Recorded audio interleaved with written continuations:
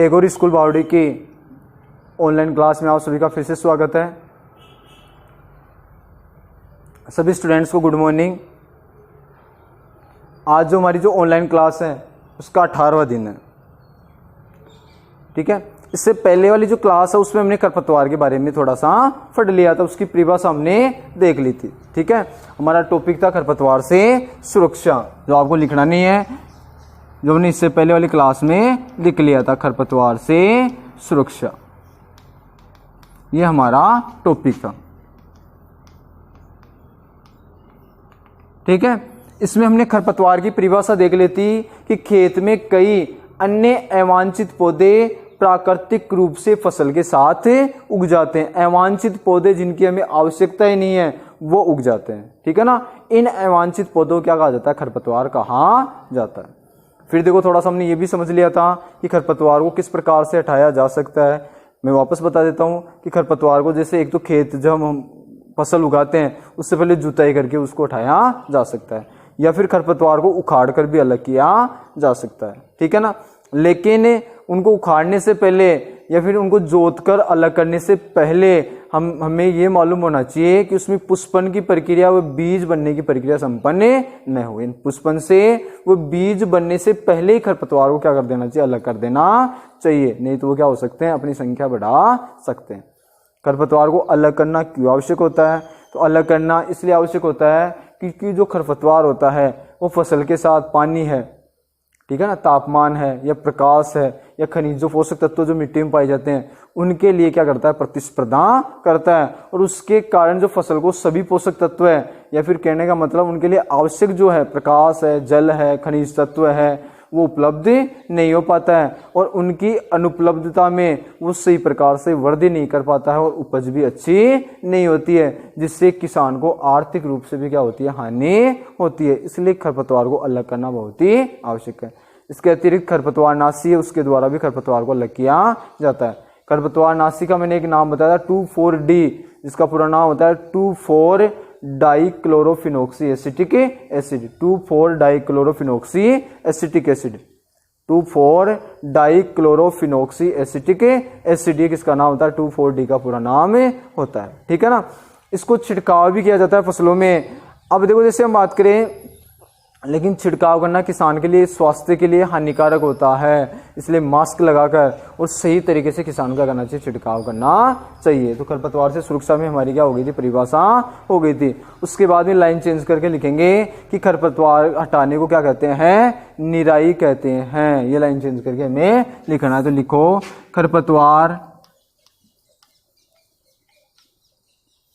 खरपतवार को हटाना या खरपतवार को हटाने की क्रिया क्या कहलाती है? निराई कहलाती है। तो कोई भी परिभाषा में लिख सकते हैं।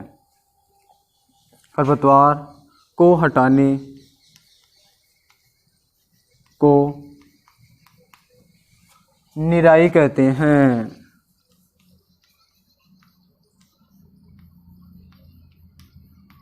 क्या कहते हैं? निराई कहते हैं, ठीक है। हो गया निराई के बारे में। अब हम आगे लिखेंगे कि निराई आवश्यक है क्योंकि खरपतवार क्या करता है? फसल के साथ प्रतिस्पर्धा करता है, जल के लिए, पोषक के लिए या फिर प्रकाश के लिए। तो इसके बाद में लिखेंगे निराई आवश्यक है, निराई आवश्यक है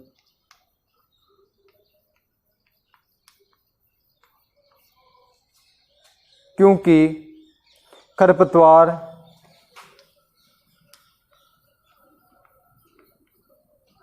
प्रतिस्पर्धा रखता है किस किस के साथ? जल, पोषक, जगह और प्रकाश। क्योंकि खरपतवार जल, पोषक, जगह और प्रकाश, ठीक है ना। क्योंकि खरपतवार जल, पोषक, जगह और प्रकाश की स्पर्धा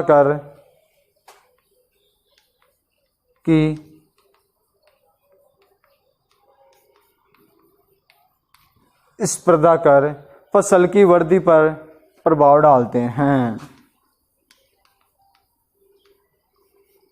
फसल की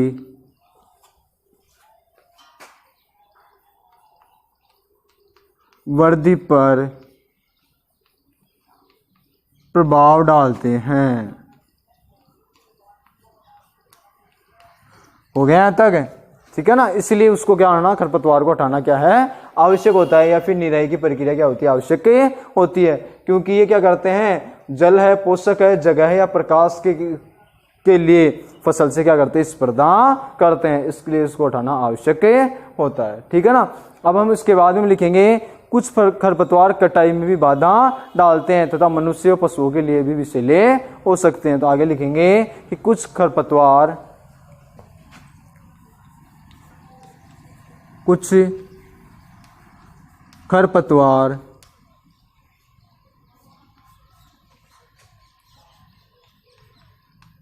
कटाई में भी बाधा डालते हैं, ये हम लिख सकते हैं। ठीक है ना। कुछ खरपतवार क्या करते हैं, कटाई में भी बाधा डालते हैं।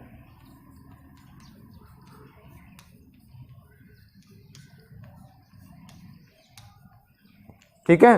तथा मनुष्य व पशुओं के लिए विषैले हो सकते हैं, तथा मनुष्य व पशुओं के लिए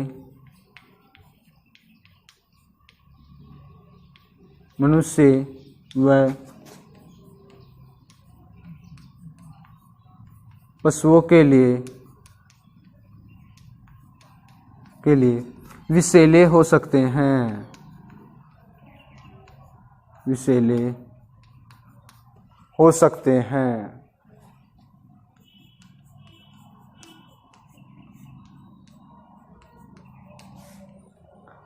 ठीक है। अब देखो, जैसे हम बात करें, आगे लाइन चेंज करके लिखना है कि खरपतवार को हटाने व उनकी वृद्धि को रोकने के लिए किसान क्या करता है, अलग अलग तरीके अपनाते हैं। खेत जोतने से पहले उनको अलग कर सकता है, इन फसल उगाने से पहले जोत करके, या फिर उनको उखाड़ कर भी क्या कर लेता है, अलग कर लेता है, या फिर उसमें रासायनिक जो है खरपतवारनाशी है वो भी डाल सकता है। ठीक है ना। तो उसके बाद में हम लिखेंगे कि जैसे जो खरपतवार है उसके लिए कौन कौन सी विधियां जो काम में ली जाती है उसके बारे में लिखेंगे। तो आगे लाइन चेंज करके लिखेंगे कि खरपतवार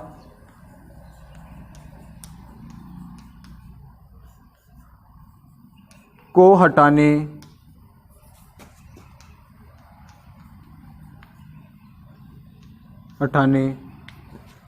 व उनकी वृद्धि को नियंत्रित करने के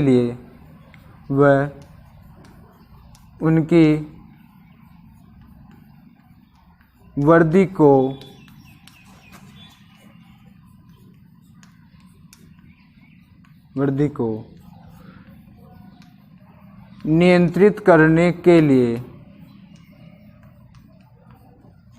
नियंत्रित करने के लिए किसान विभिन्न तरीके अपनाता है। किसान विभिन्न तरीके अपनाता है।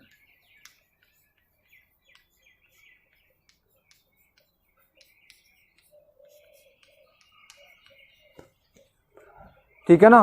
फसल उगाने से पहले खेत जोतकर खरपतवार को हटाया जाता है। आगे हम लिखेंगे कि फसल उगाने से पहले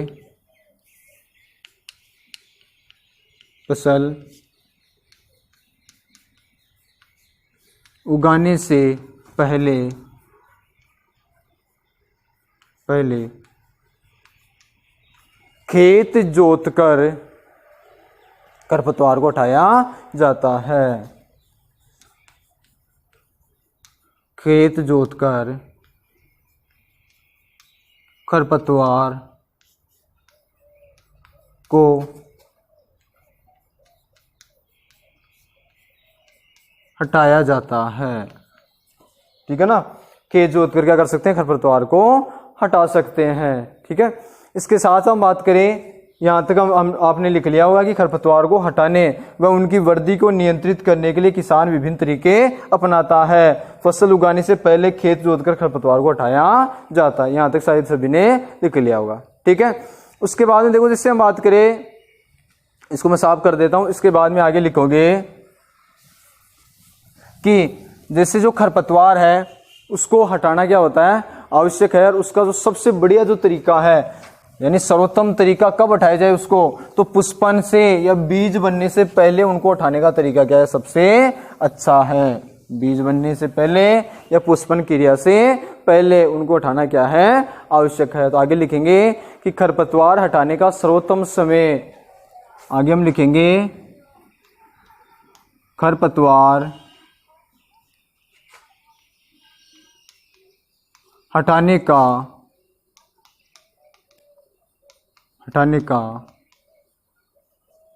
सर्वोत्तम समय उनमें पुष्पन व बीज बनने से पहले का होता है। उनमें पुष्पन व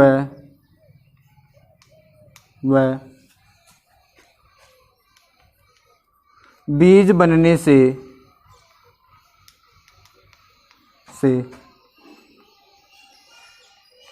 पहले का होता है। ठीक है ना, पुष्पन क्रिया से पहले या बीज बनने की जो प्रक्रिया होती है उससे पहले उसमें क्या होता है, उनको उठाना क्या है, आवश्यक होता है। ठीक है ना, अन्यथा यदि पुष्पन की प्रक्रिया हो जाएगी या बीज बन जाएगी, बीज क्या हो जाएंगे, वापस बिखर जाएंगे और उससे कई पादपों का निर्माण हो जाएगा। ठीक है ना।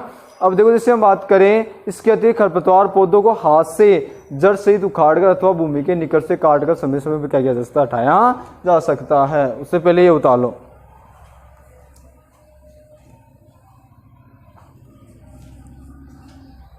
ठीक है, उतार लिया होगा। अब इसके बाद में हम लिखेंगे, तो लिखो इसके बाद में कि खरपतवार पौधों को,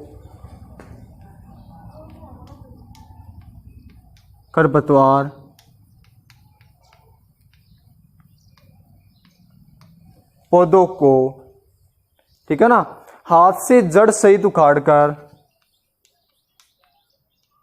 हाथ से जड़ सहित उखाड़कर, ठीक है, या फिर उसको जमीन के नजदीक से काटकर अथवा भूमि के निकट से काटकर, अथवा भूमि के निकट से काटकर, के निकट से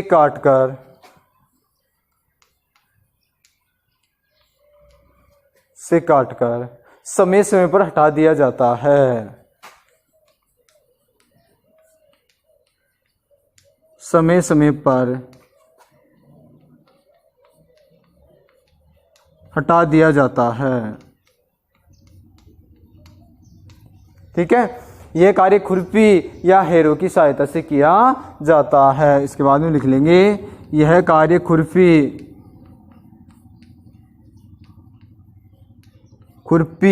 या फिर हैरो की सहायता से किया जाता है। हैरो की सहायता से